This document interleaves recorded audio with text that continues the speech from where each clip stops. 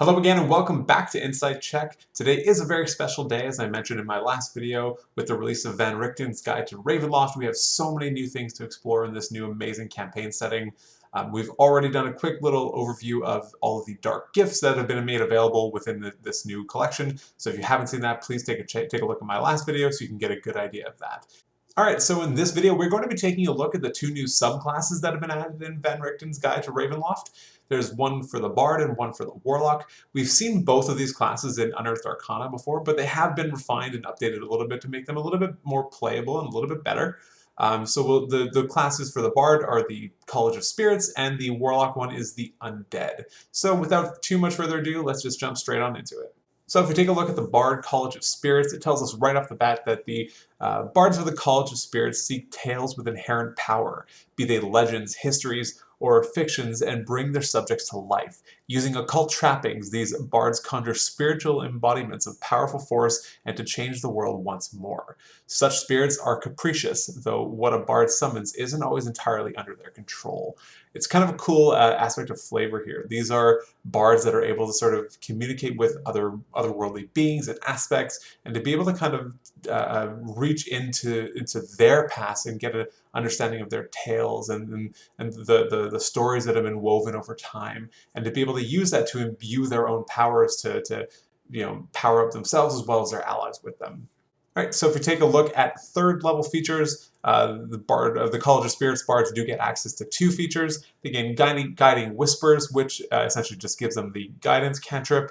It does not count against the number of cantrips that you know, and you get a range of 60 feet for it. Always just kind of a nice little bonus. In addition, they also gain access to a feature called Spiritual Focus at third level. It says you employ tools that aid you in channeling spirits, be they historical figures or fictional archetypes. You can use the following objects as a spellcasting focus for your bard spells: a candle, a crystal ball, a skull, spirit board, or a tarot deck. Starting at 6th level, when you cast a bard spell that deals damage or restores hit points through the spiritual focus, roll a d6, and you gain a bonus to that damage or healing roll for the spell equal to the number rolled. These are just kind of nice little flavor bonuses here. You can use additional things as your spell casting focus. It's always kind of nice just to get a little bit of extra bonus and fit more of the aesthetic that you're looking for with your particular character. In addition here, this extra little feature at 6th level, to gain that extra bonus d6 to damage or healing is always super nice. A lot of bards do tend to kind of default into a lot of a party healer, and it's really great to be able to have just that little extra bonus that you might need in certain situations. So additionally, at 3rd level, bards also get a feature called Tales from Beyond. This gives them another way to use their bardic inspiration dice. They can expend one use and roll the dice on something called the Spirit Tales table. The flavor here being that you're kind of able to reach into the past and commune with some, with some of these ancestral beings and tell their tale now to be able to get some additional bonus for yourself or for your party. We're not going to go into too much detail on each of them. Essentially, you're only able to have one of them active at a time, and they disappear if you haven't used them on a long or short rest. So we're not going to go into too much detail on each of them. There are 12, which represent each number on the d12 for the potential maximum of the bardic inspiration dice. But the way most of them work is they allow you or your party member to roll an additional dice equal to your bardic inspiration dice and get some kind of an extra feature, some kind of an extra bonus. So as an example here in the Tale of the Clever Animal, it says for the next 10 minutes, whenever the target makes an intelligence, wisdom, or charisma check, the target can roll an extra die immediately after rolling the d20 and add the extra dice numbers to their attack. The extra die is the same type as your bardic inspiration dice. So again, if you have a d8 or a d10, the target can immediately add that dice to their bonus. It's kind of like an additional, it's like they kind of get a bardic inspiration, but it's for a specific purpose, and it lasts for 10 minutes. Another one is Tale of the Runeward Duelist. You make a melee spell attack against the target. On a hit, the target takes force damage equal to 2 rolls of your bardic inspiration dice plus your charisma modifier. So these are really cool. They also scale potentially with your level as your charisma modifier may increase naturally through ability score improvements or from tomes or things like that. So you get a little bit extra bonus. And again, this is kind of cool because it uses 2 of your bardic inspiration dice. So as you level up and get higher powered dice, you'll also be able to do potentially more damage with these features. Take a look at just another one here. Number 5 is Tales of the Avenger. For 1 minute, any creature that hits the target with a melee attack takes force damage equal to the roll of your Bardic Inspiration dice. So it's kind of cool. You're able to shroud either yourself or an ally with almost like this magical armor. And when that creature takes damage, the person that dealt with them actually takes some amount of that back equal to a roll of your Bardic Inspiration dice. So these are really, really cool, really, really powerful features. Let's take a look at another one here. Take a look at Tales of the Dragon. The target spews fire from its mouth in a 30-foot cone, kind of like a breath attack here. Each creature in that area must make a dexterity saving throw, taking fire damage equal to 4 rolls of your Bardic Inspiration die on a failed save, or half as much on a successful one. So these are really, really awesome and really flavorful features. You know, reaching back into the past and getting access to the powers of a dragon in some capacity, and being able to use that to empower your allies is really incredible. It's really flavorful, and I love it. Let's take a look at the last one here on the D12. It says Tales of the Mindbender. You evoke an incomprehensible fable from an otherworldly being. The target must succeed on an intelligence saving throw or take psychic damage equal to 3 rolls of your Bardic Inspiration dice and be stunned until the end of your next turn. So obviously these can be incredibly powerful, and you know some of these are gated by level. Once you won't have access to the the 11 or 12 until your Bardic Inspiration dice is a D12. So they are really cool. They scale with power, so the more you grow in level, you're able to sort of gain access to these additional tales and all these additional stories to provide additional effects for your party. It's really, really cool stuff. At 6th level, we gain access to a feature called Spirit Session. Spirits provide you with supernatural insights. You can conduct an hour-long ritual channeling spirits, which can be done during a short or long rest, using your spiritual focus. You can conduct the ritual with a number of willing creatures equal to your proficiency bonus, including yourself. At the end of the ritual, you temporarily learn 1 spell of your choice from any class. The spell you choose must be of a level equal to the number of creatures that conducted the ritual or less. The spell must be of a level that you can cast, and it must be of the school of divination or necromancy. The chosen spell counts as a bard spell for you, but doesn't count against the number of bard spells that you know. Once you perform the ritual, you can't do so again until you start a long rest, and you know the chosen spell until you start the next long rest. So again, this is really cool. You know, the flavor of being able to connect with your allies and use them as part of a ritual to connect with ancestral beings from the past and learn some of their tales, to be able to learn a spell from any class is super flavorful, really powerful, and it's just a really, really cool way to do it. It can be really clutch to you need that specific spell, but it's not on the bard list, and here's a way of getting it. So lastly, at 14th level, we get another feature called Mystical Connection. It says you now have the ability to nudge the spirits of tales from beyond towards certain tales. Whenever you roll on the Spirit Tales table, you can roll the die twice and choose which of the 2 effects to bestow. If you roll the same number on both dice, you can ignore the number and choose any effect on the table. So it just kind of powers up that 3rd level feature where you're rolling on the Spirit Tales table. You can essentially get 2 rolls at it and choose whichever one might be better in the specific instance. Overall, I really, really like the College of Spirits Bard. I think it's really nice, it's really flavorful, it works super well, and can really lend itself towards a specific type of campaign, and I think it's really cool. I love some of the changes that they've made. They've made it a little bit better from the Unearthed Arcana version, so I'm overall really happy with it. Up next, we have the Undead Warlock. It says you've made a pact with a deathless being, a creature that defies the cycle of life and death, forsaking its mortal shell so it might eternally pursue its unfathomable ambition.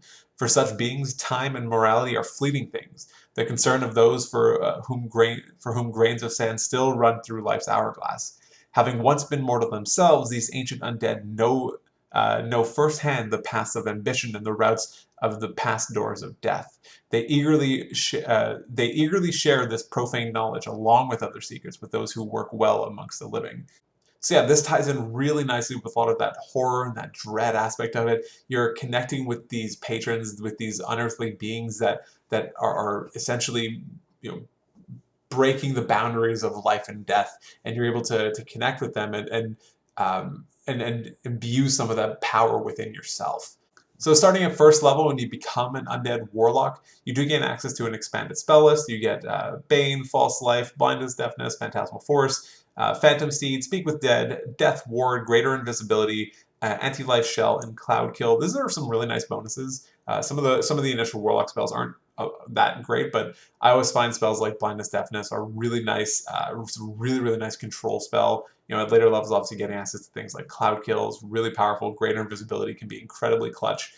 Bane is a great first level spell as well. So overall, these are a really nice addition to the Warlock arsenal of spells. Alright, so taking a look at the feature, the first level Undead Warlock gains access to a feature called the Form of Dread. You manifest an aspect of your patron's dreadful power. As a bonus action, you transform for 1 minute.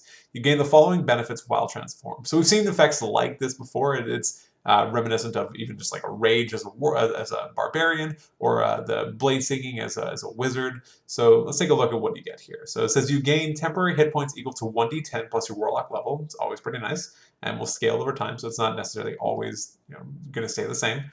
Once during each of your turns, when you hit a creature with an attack roll, you can force it to make a wisdom saving throw, and if the saving throw fails, the target is frightened until the end of your next turn. Can become really clutch just in case in those scenarios where you really need that creature just to get away from you. Also, you are immune to the frightened condition. Also, can be pretty helpful sometimes. You can transform a number of times equal to your proficiency bonus, and you regain all expended uses when you finish a long rest. Awesome. The appearance of your Form of Dread reflects some aspect of your patron. For example, your form could be a shroud of shadows forming of the crown and robes of your Lich patron, or your body might glow with glyphs from an ancient funerary rites and be surrounded by desert wind, suggesting your mummy patron. So just a little bit of nice extra flavor to kind of let you get a better aesthetic for your character. Really cool stuff. I love the detail that they got into here. I also like the art. It's really awesome. So next up at level 6, we get access to a feature called Grave Touched. It says your patron's powers have profound impacts on your body and magic. You don't need to eat, drink, or breathe. That can really come in clutch in a lot of scenarios. It says, in addition, once during each of your turns when you hit a creature with an attack roll and roll damage against the creature, you can replace the damage type with necrotic damage. While you're using your Form of Dread, you can roll 1 additional damage die when determining the necrotic damage to the target the player takes. This is really cool, also combines really nicely with the Form of Dread feature here, so while you're in that, you get extra damage. Really cool stuff. At 10th level, we get access to a feature called Necrotic Husk. It says your connection to undeath and necrotic energy now saturates your body. You have resistance to necrotic damage. If you are transformed using your Form of Dread, you instead become immune to necrotic damage. I absolutely love this. I love when some of the features work so well together that you get this awesome synchronicity and convergence of the two that make you want to kind of think about it in a different way. It's not just, oh, I'll do this every single time. They really give you the ability to think about when you might use this. Since you have limited uses of your Form of Dread, you're not going to be always doing it. So now you can kind of think about when you want to do this, when you want to combine these effects. I think that's really cool. In addition, when you would be reduced to 0 hit points, you can use your reaction to drop to 1 hit point instead and cause your body to erupt with deathly energy. Each creature of your choice within 30 feet of you takes necrotic damage equal to 2d10 plus your warlock level. You then gain 1 level of exhaustion. Once you use this reaction, you cannot do so again until you finish 1d4 long rests. This is awesome. I love the sort of the aesthetic of you're about to die, you're on the brink of death, you take that hit point that would drop you to 0 hit points, but instead you rebound to 1 and you just actually expel this incredible necrotic and negative energy outward and actually cause damage to the surrounding creatures that would have been hurting you instead. Well, maybe it's even enough to kill them and sort of retribution for attempting to cause your death. It obviously does seem like a really powerful feature, so I think it's cool that it's every 1d4 long rest. So sometimes you might hit that 4 long rest, sometimes it's only 1, but either way, that's an awesome feature. Finally, at 14th level, we get a feature called Spirit Projection. It says your spirit can become untethered from your physical form. As an action, you can project your spirit from your body. The body you leave behind is unconscious and in a state of suspended animation. Your spirit resembles your mortal form in almost every way, replicating your game statistics but not your possessions. Any damage or other effects that apply to your spirit or physical body affects the other. Your spirit can remain outside of your body for up to 1 hour or until your concentration is broken, as if concentrating on a spell. When your projection ends, your spirit returns to your body, or your body magically teleports to your spirit space or your choice. While projecting your spirit, you gain the following benefits. Your spirit and body gain resistance to bludgeoning, piercing, and slashing damage. When you cast a spell of Conjuration or the Necromancy School, the spell doesn't require verbal, somatic, or material components that lack a gold cost. You have a flying speed equal to your walking speed, and you can also hover.